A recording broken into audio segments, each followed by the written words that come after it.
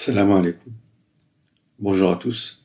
Dans cette vidéo, je vais proposer une série d'exercices d'analyse fonctionnelle et sur les opérateurs linéaires compacts. Je donnerai également la solution du premier exercice et pour les autres exercices, la solution viendra dans les jours à venir.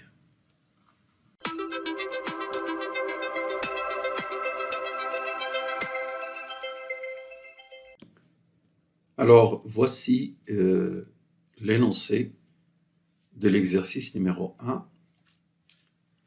Alors, cet exercice, nous allons le corriger aujourd'hui, comme je l'ai dit, à la fin de la séance. Sur l'espace L2 des suites complexes de carrés sommables, on définit une application f de L2 vers C, définie donc par cette série pour tout x appartenant à L2. Alors, montrer que f est bien définie et que c'est une forme linéaire continue et déterminer sa norme. Alors, quand on dit montrer qu'elle est bien définie, ça veut dire montrer que cette série est convergente, tout simplement. Dans la deuxième question, on vous propose un ensemble noté V, défini ainsi par des égalités, et on vous demande de montrer que V est un sous-espace vectoriel fermé de L2. Enfin, une dernière question, déterminer l'orthogonale de V et calculer sa dimension. Alors, dans l'exercice numéro 2, nous avons deux parties. Dans la partie A, donc, on vous donne une suite alpha n bornée dans C, et on définit l'opérateur T de L2 vers L2 par cette définition. L'image de la suite Xn, c'est la suite alpha n Xn. Alors, cet opérateur, on l'appelle un opérateur diagonal. Donc, ici, alpha n est une suite quelconque. La seule hypothèse, c'est qu'elle est bornée. On notera alpha le sup de module de alpha n. Alors, dans la première question, montrer que T est bien défini. Alors, qu'est-ce que ça veut dire ici bien défini? Montrer que cette suite est un élément de L2. Vous avez un élément de L2 Xn. Vous définissez son image alpha n Xn, il faut prouver que c'est bien un élément de L2. Ensuite, montrer que T est continu et calculer sa norme et déterminer son adjoint T étoile. Alors, dans une deuxième question, on vous demande de rappeler les définitions des opérateurs shift à droite et shift à gauche de L2 vers L2 et préciser l'adjoint de chacun d'eux sans faire l'épreuve. Alors, cet exercice, il est tiré d'un exercice d'examen. C'est pourquoi, donc, je dis aux étudiants, pour gagner du temps, de ne pas faire l'épreuve parce qu'il y a autre chose à faire. Notamment, cette question numéro 3, soit l'opérateur linéaire S de L2 vers L2 défini ainsi, montrer que S est continu et déterminer sa norme et son adjoint. Alors, dans un examen, lorsqu'on vous dit l'opérateur est linéaire, vous n'avez pas besoin de redémontrer sa linéarité. Vous répondez aux questions seulement. Alors ça, c'est la partie A. Dans la partie B, alors la partie B, je l'ai ajoutée à la partie 1 qui était un exercice d'examen. Alors maintenant, on suppose en plus que alpha n est une suite qui tend vers 0. Alors on vous dit de montrer que T est compact et déterminer les spectres sigma p de T et sigma de T. Je rappelle que sigma p de T, c'est l'ensemble des valeurs propres de T, c'est le spectre ponctuel. Alors, les mêmes questions pour l'opérateur S que nous avons défini dans la partie A. Montrer que S est compact et déterminer ses spectres sigma p de T, spectre ponctuel, et le spectre tout court, le spectre sigma de S. Alors pour cela, pour faire cet exercice, on admettra ce résultat sur la théorie spectrale des opérateurs compacts. Si E est un espace de Banach et T un opérateur linéaire compact, évidemment de E vers E. Si lambda appartient au spectre, c'est-à-dire c'est une valeur spectrale, et elle est non nulle, alors forcément c'est une valeur propre de T. Dans l'exercice 3, on a un espace vectoriel normé de dimension infinie et on doit montrer que tout opérateur compact de L de E admet au moins 0 comme valeur spectrale. Donc si T est compact, montrez que 0 appartient à un sigma de T. Dans l'exercice 4, on considère un espace de Banach et T un opérateur compact de E vers E. Nous définissons T lambda égale T moins lambda I pour un complexe lambda non nul. Et on veut montrer que pour tout n appartenant à n étoile, le noyau de T lambda à la puissance n est de dimension finie. Alors je rappelle que nous avons fait cette question pour n égale 1 dans une vidéo précédente, assez récente. Donc ici, nous allons généraliser cette propriété pour n quelconque supérieur ou égal à 1. La démonstration, comme vous allez voir, dépend de ce que nous avons fait dans cet exercice que j'ai mentionné.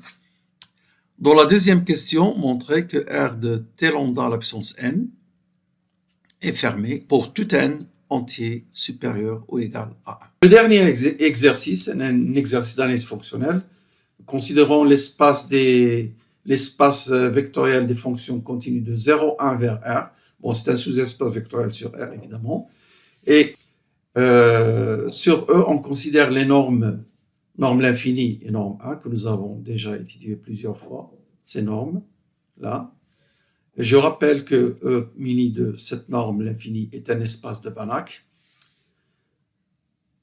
Alors, on définit cet opérateur linéaire de E dans E par cette égalité. Alors, T de F, c'est la fonction définie ainsi par cette intégrale, l'intégrale de 0 à x de ET, f de t, d de t pour tout x dans l'intervalle 0, 1.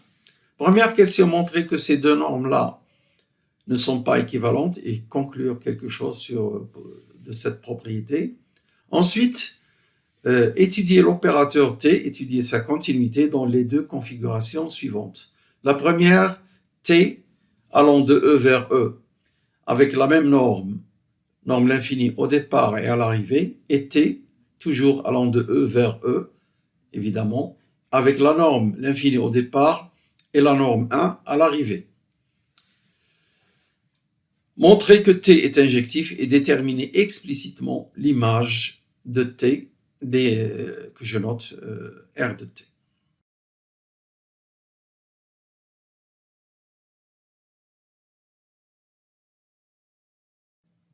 Alors maintenant, je vais donner la solution de l'exercice 1.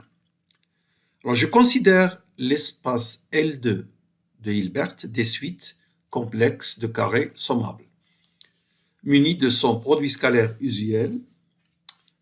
On considère, dans la première question, l'application f de L2 vers C définie ainsi, une somme d'une série de nombres complexes. Pour tout x dans L2, donc f de x est défini ainsi. Montrer que f est bien défini et que c'est une forme linéaire continue et déterminer la norme de cette forme linéaire. Alors quand je dis montrer qu'elle est bien définie, il faut montrer que cette série converge. Alors c'est ce que nous allons faire maintenant.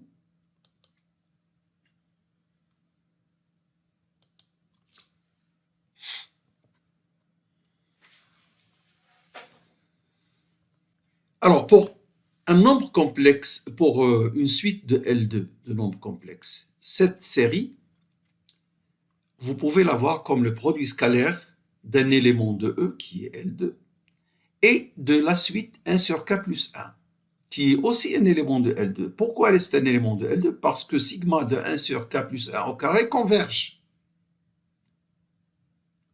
1 sur K plus 1 au carré, c'est équivalent à 1 sur K2. C'est une série convergente. La somme des carrés de cette suite est convergente, donc c'est un élément de L2. Donc ceci n'est autre que le produit scalaire pour ces deux éléments en prenant y égale ce petit a-là. Donc vous avez le produit scalaire est défini après le cours. Deux éléments de L2, leur produit scalaire est bien défini.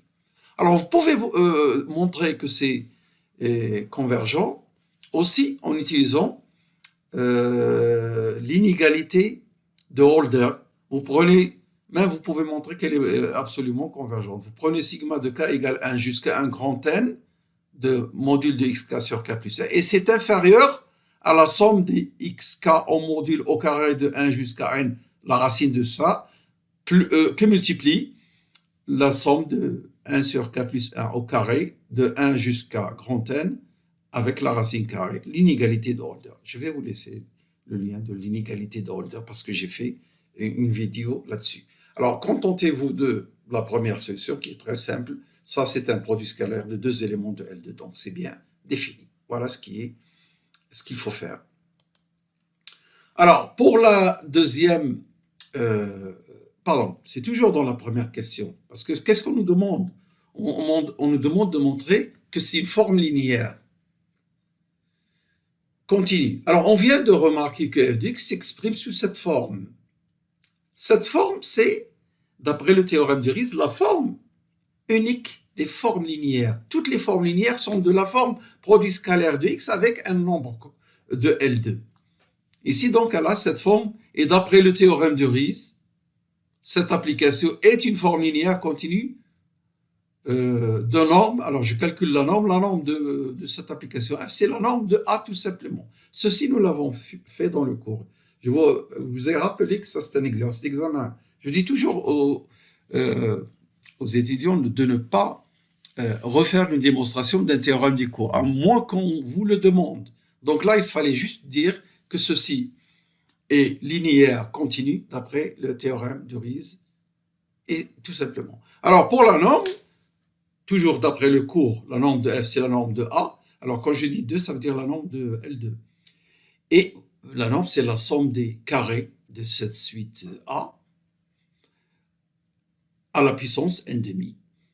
Ici, vous avez une suite qui commence par 1 plus 1, donc par 2, m égale 2, en mettant un changement d'indexation sur m2, donc c'est la même chose. Et puis ici, c'est la série qui commence par 1, mais sans le premier terme. Et le premier terme, justement, c'est 1. Donc, je le retranche. Et cette somme, nous l'avons calculée dans le cours des séries trigonométriques. Donc, c'est pi au carré sur 6. Et donc, le moins 1 à côté et la racine carrée, tout simplement. Voilà donc la norme de A. La norme de F aussi. Très bien. Alors, ça, donc, c'est la question numéro 1. Dans la question numéro 2, on a un sous-ensemble V et on nous demande de montrer que c'est un sous-espace vectoriel fermé de L2. Évidemment, ceci a une relation avec la première question, comme vous allez voir. Alors d'abord, je vais rappeler cette base hilbertienne canonique de L2 que nous avons nous l'avons défini dans le cours, mais j'ai fait une vidéo là-dessus pour montrer que c'est bien une base hilbertienne de L2. Cette base canonique, elle est formée des éléments En. Chaque En est un élément de L2 et c'est une suite. En est une suite dont tous les termes sont nuls sauf celui qui est au rang petit n qui vaut 1. On peut la définir grâce au symbole de Kronecker. En, c'est la suite delta nk avec l'indexation de k, tel que delta nk sont tous nuls si n est différent de k. C'est le seul élément non nul, celui qui est au rang petit n, delta nn, vaut 1. Avec cette définition, vous avez, si je prends le vecteur B égale E1 plus E2, alors qu'est-ce que ça veut dire E1 plus E2? Ça veut dire la suite qui vaut 1, puis après que des zéros. À partir du rang 3, que des zéros. Cet élément réalise la chose suivante. Le produit scalaire de x avec cet élément nous donne x1 plus x2. x1 plus x2. Et donc, si je nomme ce 1 plus 2, je l'appelle B, j'ai donc x1 plus x2 égale x produit scalaire avec B. L'ensemble V que G dans l'énoncé, c'est l'ensemble des suites telles que x1 plus x2 égale 0. Donc, c'est-à-dire LB de x égale 0. Alors, LB est elle-même une forme linéaire continue d'après le théorème de Riesz. LB est une forme linéaire continue, théorème de Riesz. Comme pour F, comme nous avons justifié pour F, LB est aussi une forme linéaire continue. Donc, V, c'est l'ensemble des x tels que LB de x égale 0 et F de x égale 0. Donc, c'est l'intersection du noyau de LB et celui de F. Comme F et LB sont linéaires continus, alors leurs noyaux sont des sous-espaces vectoriels fermés. Sous-espace vectoriel, ça vient de la linéarité, et fermé, ça vient de la continuité. Donc nous avons une intersection de deux sous-espaces vectoriels fermés. Alors cette intersection est elle-même un sous-espace vectoriel fermé, et nous avons donc répondu à la question numéro 2. Dans la troisième question, on nous demande de trouver explicitement le sous-espace vectoriel V orthogonal et calculer sa dimension. Alors, je veux rappeler juste que lorsque vous avez un sous-ensemble A d'un espace de Hilbert ou d'un espace hilbertien, pas forcément A sous-espace vectoriel. L'orthogonal de A est toujours un sous-espace vectoriel. Toujours. Alors, ici, V lui-même, c'est un sous-espace vectoriel. Et on va trouver la dimension de son orthogonal qui est, comme j'ai dit, un sous-espace vectoriel aussi. Alors, nous avons vu dans la question précédente que V est égal le noyau de L de P inter le noyau de F.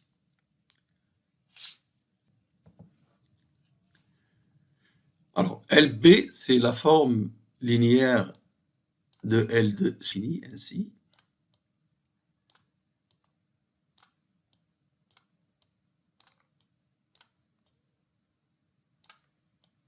Et BC, comme nous avons vu, c'est E1 plus E2. C'est un élément de L2. Alors, pour F, nous avons vu que c'est X dans forme linéaire, X produit scalaire avec A. A, c'est la suite 1 sur K plus 1. Et nous avons vu que V, c'est l'intersection de ces deux noyaux. Donc, ce sont les éléments qui annulent cette expression et cette expression. Donc, ce sont les éléments qui sont orthogonaux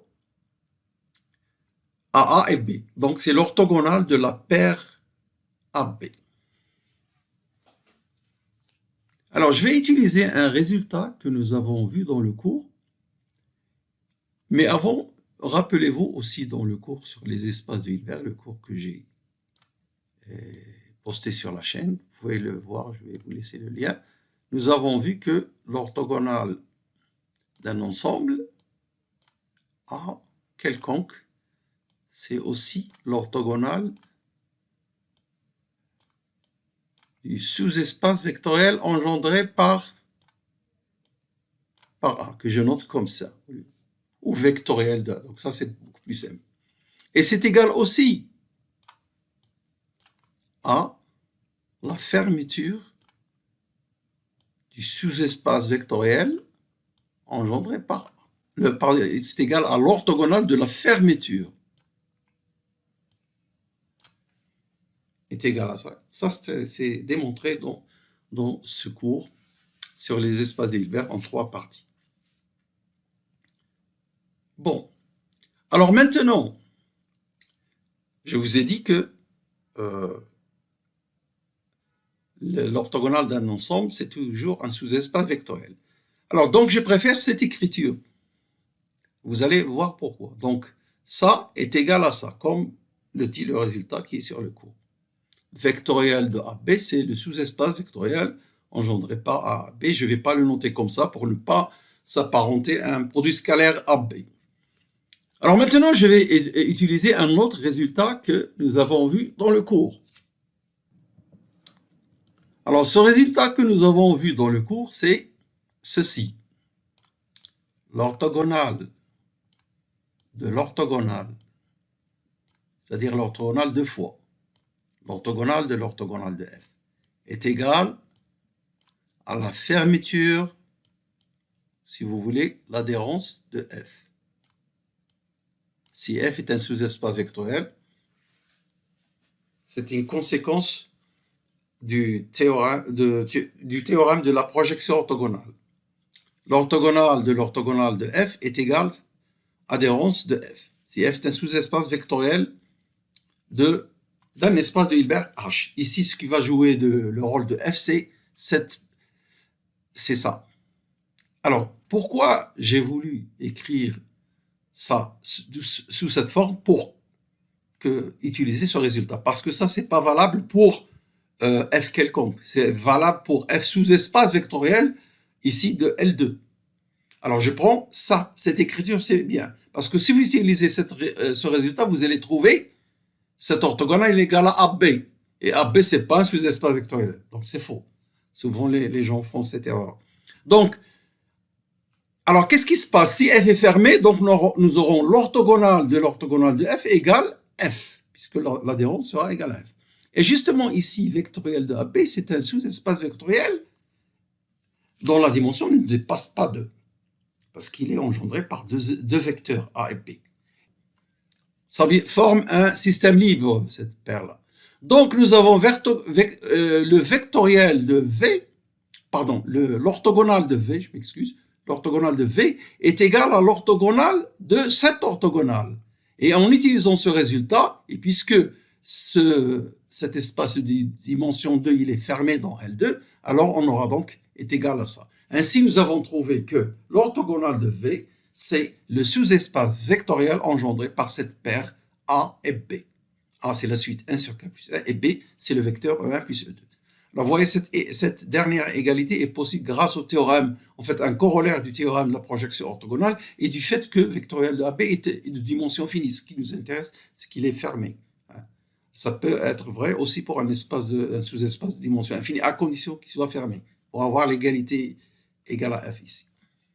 Et comme j'ai dit que A et B forment un système libre, A et B, vous pouvez le vérifier facilement, alors la dimension de cette orthogonale est égale à 2.